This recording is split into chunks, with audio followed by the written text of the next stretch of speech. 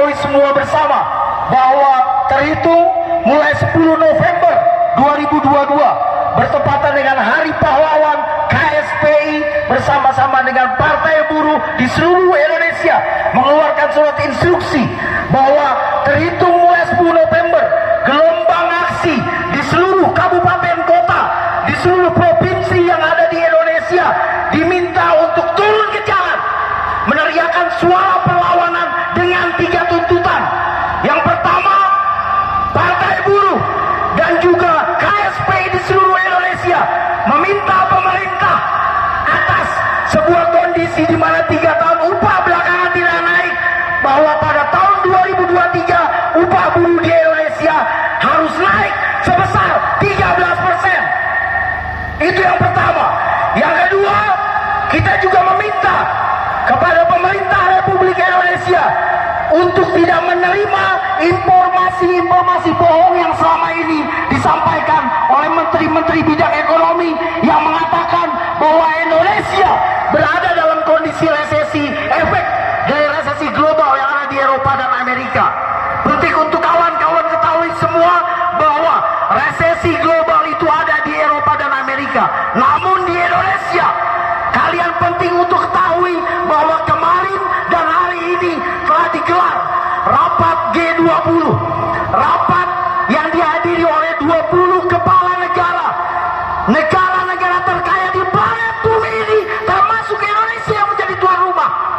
Dan penting untuk semua kalian ketahui dan sampaikan kepada seluruh kaum buruh dan anggota KSPI dimanapun kalian bekerja di pabrik-pabrik, bahwa saat ini Perserikatan Bangsa-Bangsa telah menyampaikan informasi bahwa Indonesia adalah negara terkaya nomor 7 di tingkat dunia dengan laju pertumbuhan ekonomi yang terus-menerus positif di angka 5,%. Jadi bagaimana mungkin resesi terjadi di Republik Indonesia setelah para menteri-menteri ekonomi itu berpelesir ke Eropa dan Amerika? Mereka menyampaikan dengan seenak perutnya akan ada resesi di Republik Indonesia tercinta. Bohong, saudara-saudara. Mereka juga menyampaikan bahwa akan ada PHK massal di seluruh Republik Indonesia. 45.000 kaum buruh sampai dengan 100.000 kaum buruh akan di PHK di sektor dan di industri tekstil, garment, alas kaki dan otomotif. Sementara kita ketahui bersama saat ini laju ekspor kepada luar negeri sudah di angka 47% sesuai dengan informasi yang disampaikan oleh Menteri Keuangan. Jadi bagaimana mungkin Menteri Ekonomi itu yang hanya memikirkan orientasi keuntungan pengusaha hitam di Indonesia menyampaikan akan ada resesi dan juga PHK massal di Republik Indonesia ini? Itu berarti tuntutan kedua yang disuarakan oleh KSPI dan juga Partai Buruh di seluruh Indonesia menolak adanya PHK massal dengan alasan resesi global. Kemudian yang ketiga, kita juga mengutuk keras KSPI dan Partai Buruh mengutuk keras surat yang dikeluarkan oleh Menteri Tenaga Kerja kepada seluruh gubernur yang ada di Indonesia bahwa formulasi kenaikan upah di tahun 2023 wajib berdasarkan formulasi PP nomor 36 tahun 2021, yang berarti pemerintah Republik Indonesia khususnya Menteri Tenaga Kerja memberikan amanat kepada gubernur di seluruh Indonesia bahwa kenaikan UMK untuk seluruh buruh yang ada di seluruh penjuru Indonesia ini hanya sebesar 1 sampai dengan 2%. Oleh karena itu, tuntutan ketiga yang disuarakan dengan keras, dengan lantang, dengan penuh keberanian oleh KSPI dan Partai Buruh seluruh Indonesia adalah cabut Omnibus Law Undang-Undang Cipta Kerja yang telah menyengsarakan kaum buruh dan rakyat Indonesia setelah kelas pekerja terpuruk di tingkat ekonomi yang sangat rendah. Daya beli kita sudah runtuh sejak 3 September 2022 pemerintah menaikkan harga BBM. Efek domino dari sebuah kenaikan harga BBM membuat semua harga-harga sembako melambung tinggi hingga ke langit, meroket sampai dengan ke langit, yang membuat daya beli kaum buruh tertahan, bahkan terancam terhenti, sehingga tidak lagi memiliki kemampuan untuk beli semua kebutuhan-kebutuhan pangan yang diperlukan sesuai dengan gizi yang harusnya tercukupi bagi keluarga kaum buruh dan rakyat Indonesia di seluruh Indonesia dari ujung Aceh sampai ujung Papua. Oleh karena itu, saudara-saudara, 3 tuntutan tuntutan itu adalah 3 tuntutan utama yang disuarakan oleh KSPI dan Partai Buruh dimanapun keluarga besar KSPI dan Partai Buruh melakukan aksi.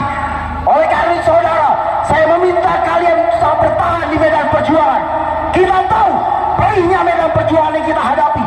Kita sadar peluh kita sudah bersimbah, kita sudah menetes, bahkan juga ada darah yang terkadang harus membasahi bumi pertiwi. Namun kita meyakini kenapa kita tetap bertahan di medan perjuangan, karena Tuhan pasti akan bersama kita. Tuhan meminta kita sabar, Tuhan meminta ikhlas untuk sementara waktu, karena kemenangan pasti akan tiba pada waktunya kepada kita semua kaum buruh Indonesia yang tetap berjuang dengan penuh kemurnian demi kebenaran dan tegaknya keadilan sosial bagi kaum buruh dan seluruh rakyat yang ada di Indonesia.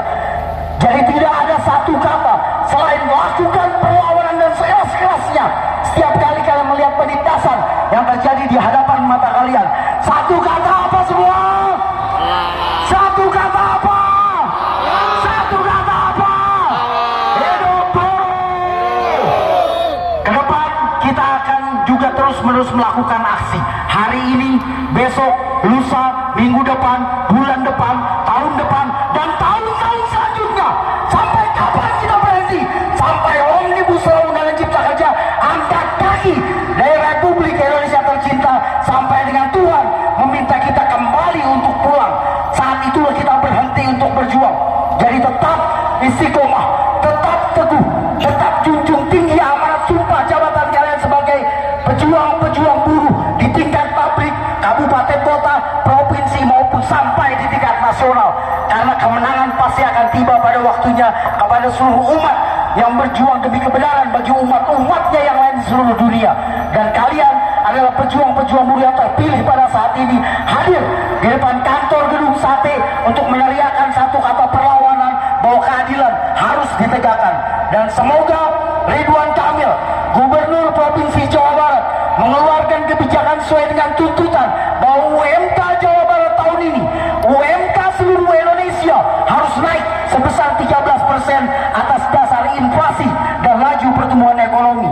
Karena jika tidak naik dengan 13%, jika terus-menerus ada PHK sesuai dengan ancaman menteri-menteri ekonomi yang terus-meneruskan menebar berita bohong, maka tidak ada jalan lain, hanya satu kata, kita akan lakukan mogok nasional jilid kedua. Siap mogok nasional? Siap mogok nasional?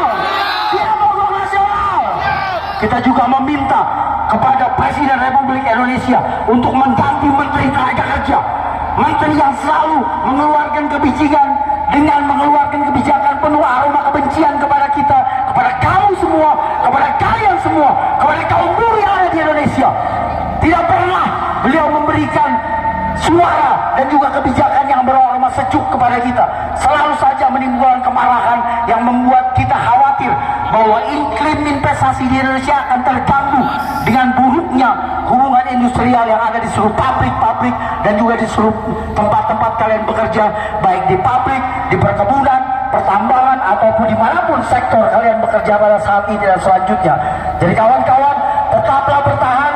Kita akan kembali dengarkan suara dari Sri Kandi Buruh Jawa Barat yang berasal dari kota Cimahi, Ati Suryati, untuk segera naik ke atas mobil komando.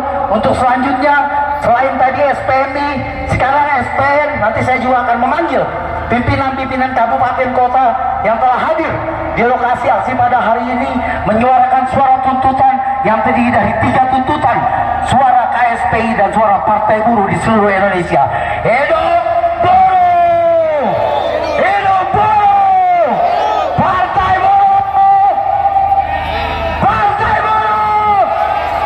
Keras semua, Partai Buruh! Ya, saya persilakan Ati untuk naik ke atas mobil komando.